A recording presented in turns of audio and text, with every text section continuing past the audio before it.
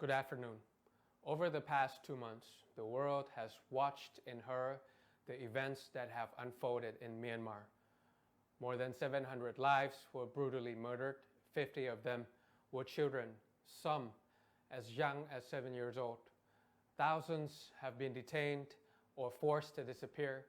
Homes were looted and burnt to the ground.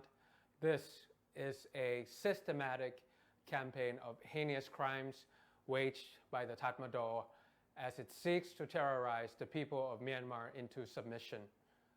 If left unhindered, the Tatmadaw will continue its military campaigns on unarmed civilians and ethnic minorities. If nothing is done, thousands more could be slaughtered, hundreds and thousands could be displaced, and the ensuing humanitarian crisis would disrupt the entire region. The atrocities that occur right across our border matter to us, both as Thais and as members of ASEAN.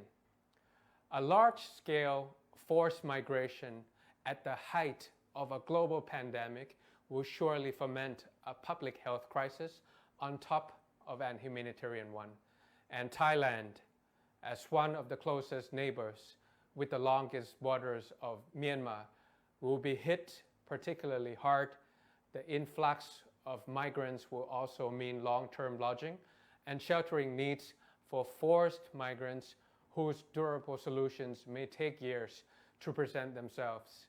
These are the direct results of the Tatmadaw's actions whose consequences Thailand has to shoulder.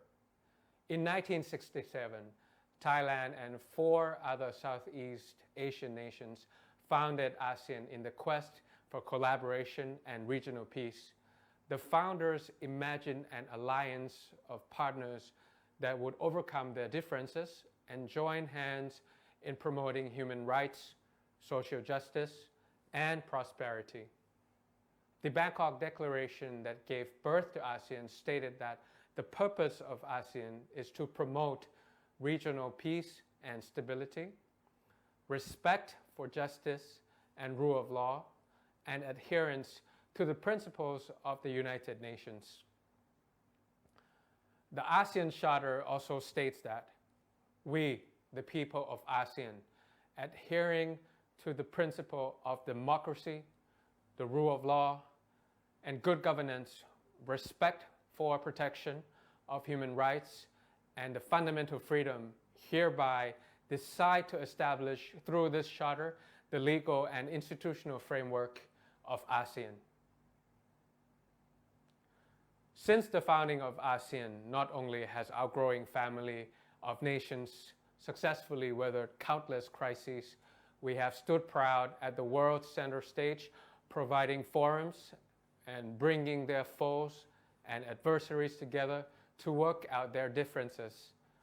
For our diverse, fledgling, yet resourceful region, this has been an immense source of pride. The crisis in Myanmar today is a shameful assault on our values and tradition, on the ASEAN way, and on us as a bloc. The principles enshrined in our founding declaration are being tested once again.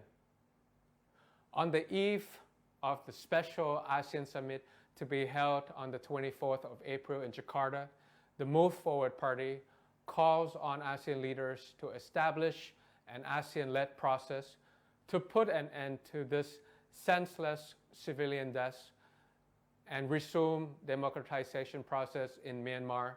To achieve this, ASEAN will need to consider adopting appropriate mechanisms at its disposal, whether it is in the form of ASEAN Troika, the appointment of an ASEAN Special Envoy, Friends of the Share, and other forms of mediation efforts. We believe that it is a moral imperative for the peace process led by ASEAN to achieve these goals. First, it must strive for a return to democratic normality in which rights, liberties, livelihoods, and human dignity of the people of Myanmar are upheld.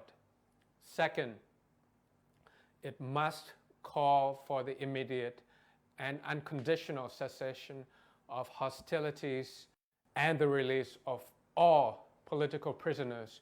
We believe this is the bare minimum that the people of ASEAN should demand from our leaders as a tangible outcome of this special summit.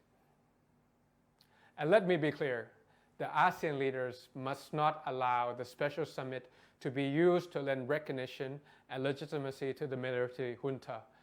ASEAN leaders should ensure that all stakeholders actively engage with one another so that a political solution can be achieved through an inclusive process. In this connection, we commend Brunei's decision as the chair of ASEAN to host the special summit at the ASEAN Secretariat in Jakarta, thereby not giving the illegitimate and unelected representative of the Tatmadaw equal footing with other ASEAN leaders. In this regard, we urge ASEAN leaders to extend a standing invitation to the special summit to all stakeholders in Myanmar, including representatives of the National League for Democracy, the CRPH, the armed forces, and all ethnic groups, so that an inclusive process of peace negotiations conducted in good faith can finally take place.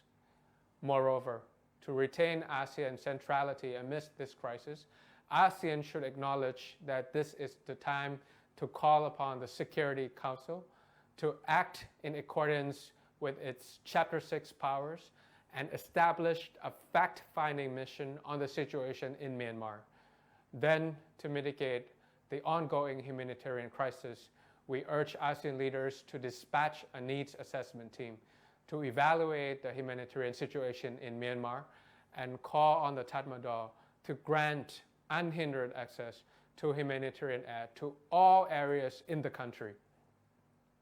While we all know that Thailand, as an important economic player, a close neighbor of Myanmar, and as a founding member of ASEAN, should play a proactive role to mediate the situation.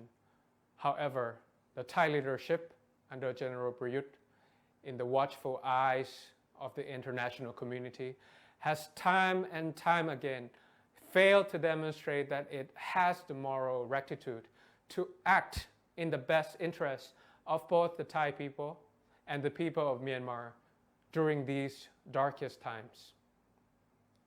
The protection and promotion of both Thailand and the region's interests rests ultimately with a mutual prosperity policy that includes a stable and vibrant Myanmar.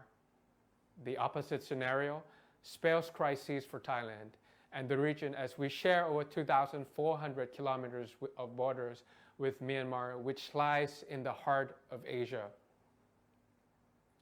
This is a high time for Prayuth government to start acting out of an enlightened self-interest by showing the people of Myanmar that Thailand is their true friend and not a comrade in arms of the Tatmadaw. Thank you.